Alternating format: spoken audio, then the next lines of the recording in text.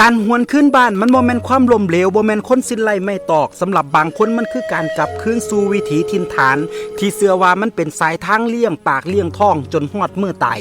บ่รวยก็สร้างไผสิว่าต่ำต้อยตกต่ำก็ตามเขาอย่าไปสนใจสิ่งที่เฮาควรให้ค่าคือใจเฮาเองถ้าอยู่หม่องใดแล้วสุขบ่เดือดร้อนคนอื่นก็เฮ็ดก็สร้างไปตามวิถีของเฮา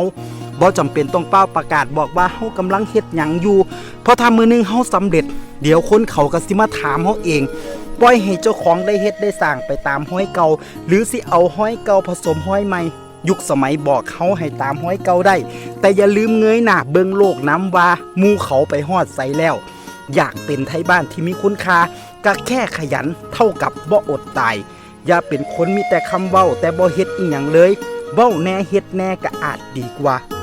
ในเมื่อย่างน้ำห้อยไม่แล้วยังบ่ไปฮอดใสหลายชีวิตกันเลยอ่านอวยกับใจมาพึ่งพิงพึ่งพาห้อยเก่าที่เฮาเฮ็ดวิถีท้องถิ่นพาอยู่รอดปลอดภัยในถิ่นฐานบ้านเกิดผ่านยุคผ่านสมัย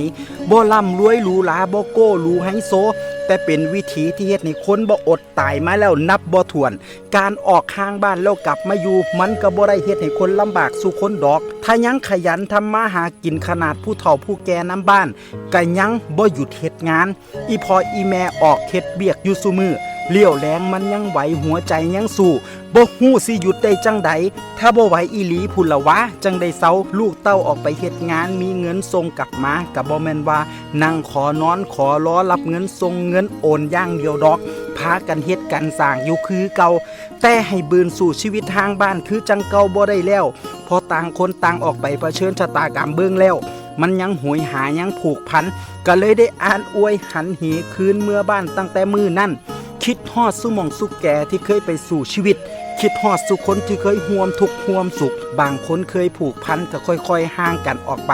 คนใหม่กับผ่านเข้ามาพบพ่อเพื่อพ่อใหม่มันก็คือกันกับชีวิตไทยบ้านเฮานี่ล่ะหนีออกจากบ้านเพื่อหาทางกลับบ้านออกไปเพื่อกลับมาใหม่อาชีพส่วนใหญ่ในบ้านเฮาใจบ่ฮึดใจบ่สู่ใจบ่ฮักอีหลีเฮ็ดบ่ได้สำคัญกว่านั้นมันสิมีคำถามถากถางดูหมิ่นว่าคือบ่ไปหางานเฮ็ดอยู่ในเมืองใหญ่มันจังได้เงินหลายๆทั้งที่หักลบกบหนี้ค่าของชีพแล้วอยู่บ้านก็พอเลี้ยงปากเลี้ยงท้องได้ผมว่ามันเป็นค่านิยมส่วนใหญ่มากกว่า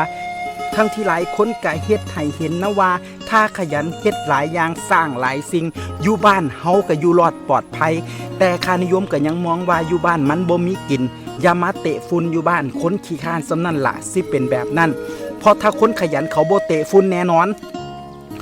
ปลายทางชีวิตของไทยบ้านเฮาก็เลยอ่านอวยคำว่าสิไปอยู่ไสก็บ่สุขใจสำบ้านเฮาก็ยังเป็นความจริงสุดท้ายบ่ว่าสิโบยบินไปหากินไก่ปานใดดนปานใดเฮาสุคนก็อยากกลับมาตายอยู่บ้านเจ้าของเพราะความผูกพันความทรงจำระหว่างเฮากับครอบครัวเป็นสิ่งที่ยึดไว้ให้เฮาพากันกลับมา